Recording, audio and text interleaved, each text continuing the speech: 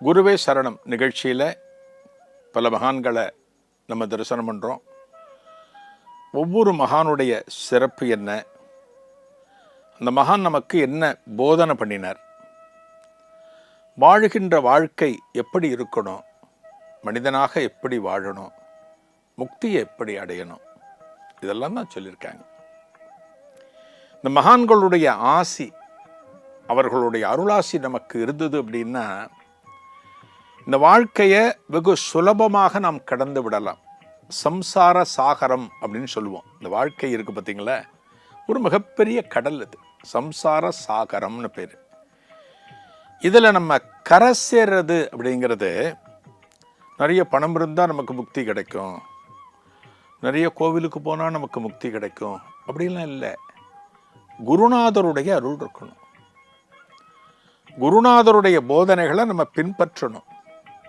யாரேனும் ஒரு குருநாதரை நாம் ஆன்ம குருவாக கொண்டிருக்க வேண்டும். அதுதான் இந்த நிகழ்ச்சியினுடைய முக்கியமான நோக்கம். எத்தனையோ மகான்களை பார்க்குறோம்.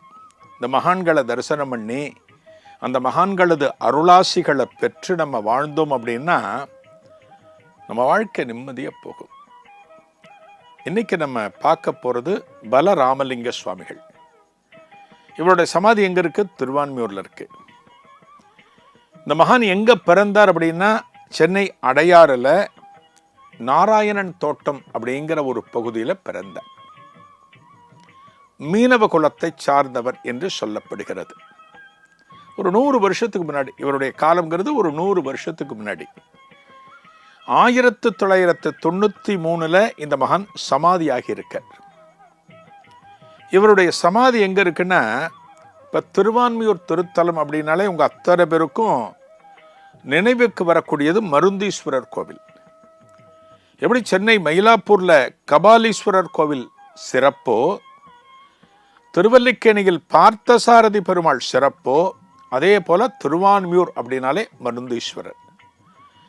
அந்த மருந்தீஸ்வரர் கோவிலுக்கு பக்கத்துல குளம் உண்டு, ஆலயத்தினுடைய திருக்குளம். அந்த திருக்குளத்திலிருந்து குப்பம் அப்படிங்கிற பகுதிக்கு போற ஒரு சாலை போகும். அந்த ரோட்ல போனோம்னா எஸ்ஆர் நகர் அப்படின்னு ஒரு இடம் இருக்கு. இந்த எஸ்ஆர் நகர்ல ஒரு காசி விஸ்வநாதர் ஆலயம், பழமையான ஆலயம் காணப்படுகிறது. அந்த ஆலயத்துல தான் இவருடைய சமாதி காணப்படுகிறது. காசி விஸ்வநாதர் ஆலயம்னு நம்ம சொல்றோமே, இந்த எஸ்ஆர் நகர் பகுதியில் இந்த கோவில் எத்தனை பழமையானது அப்படின்னா, ஒரு குறிப்பு காணப்படுகிறது, திருவான்மியூர் மருந்தீஸ்வரர் ஆலயத்திற்கும் முற்பட்டது என்று சொல்கிறார்கள். எவ்வளோ பழமையான கோவில் பாருங்க. அந்த கோவிலை எப்படி இருக்கும் அப்படின்னா, அந்த ஆலமரத்தினுடைய வேர்கள், அந்த இதெல்லாம் இருக்கு பார்த்தீங்களா, அதெல்லாம் அப்படியே பின்னி பிணைஞ்சு காணப்படுமா. இந்த ஆலமரத்தினுடைய விழுதுகள் அத்தனையும் அப்படியே படர்ந்து அந்த கருவறை அப்படியே தாங்கி பிடிப்பது போல காணப்படுமா. இந்த ஆலயமானது பல காலம் வழிபாடு இல்லாமல் காணப்பட்ட போது, முட்செடிகளால் மூடப்பட்ட போது, ஆங்கிலேயர்கள், நம்மை ஆண்ட ஆங்கிலேயர்கள் இந்த ஆலயத்தை கண்டுபிடிச்சு செப்பனிட்டு இந்த ஆலயத்தை வழிபாட்டுக்கு கொண்டு வந்தார்கள் அப்படின்னு சொல்றாங்க. இந்த ஆலயத்துல தான் கருவறையில் இருக்கக்கூடிய சிவலிங்கத்திற்கும் நந்தியம்பெருமானுக்கும் நடுப்பெற பலராமலிங்கருடைய இவருடைய சமாதி காணப்படுகிறது. பலராமலிங்க சுவாமிகள்னு பேர். அவருடைய சமாதி இங்கே தான் இருக்கு. இவர் ஆரம்பத்தில் பார்த்தீங்க அப்படின்னா ஒரு ஆன்மீகத்தினால் ஈர்க்கப்பட்டு பலவிதமான சேவைகள், அதாவது யாருக்கெல்லாம் உதவிகள் தேவைப்படுகிறதோ அவர்களுக்கெல்லாம் பலவிதமான உதவிகளை செய்து கொண்டு வந்தார். அதில் ரொம்ப நாட்டம் அவருக்கு. திருவான்மியூர்ல இந்த மருந்தீஸ்வரர் கோவிலை விட இன்னொரு சிறப்பு என்ன அப்படின்னா, பாம்பன் சுவாமிகள் சமாதி, பக்கத்துல சக்கரை அம்மா சமாதி, நிறைய சமாதிகள்லாம் இருக்கு. அந்த பாம்பன் சுவாமிகள் சமாதிக்கு அடிக்கடி போவாராம். யாரு? பலராமலிங்க சுவாமிகள். போய் அந்த இடத்துல தியானத்தில் இருப்பார். ஒரு முறை சுவாமிகள் ஆட்கொண்டாராம். யாரு? பாம்பன் சுவாமிகள்.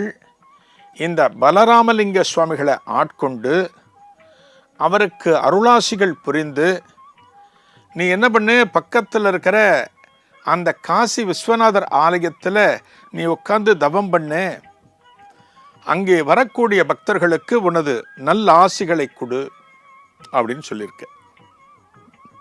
அதாவது தவம் அப்படிங்கிறது இந்த மகான்களுக்கு ஒரு முக்கியமான நிலைப்பாடு. தீட்சை அப்படிமோ, சந்நியாசம் அப்படிமோ, ஒரு சந்நியாச தீட்சை கொடுக்கிறது. இவருக்கு யார் கிடைச்சிருக்கா அப்படின்னா, பாம்பன் சுவாமிகள் இவருக்கு முன்னால ஒரு முறை தோன்றி அவருக்கு பாம்பன் சுவாமிகள் சமாதியிலேயே இந்த பலராமலிங்க சுவாமிகளுக்கு சொல்லியிருக்க. இதைத்தான் எதிர்பார்க்கிறார். ஒரு சுவாமிகளுடைய அறிவுரை வேணும், இந்த சுவாமிகள் நம்மளை நல்வழிப்படுத்தணும் அப்படின்னு நினச்சிட்டு இருந்த சமயத்தில் நீ அந்த கோவிலுக்கு போ, அங்கே உட்காரு அப்படின்னு சொல்லியிருக்கார். இதன் தொடர்ச்சி என்ன?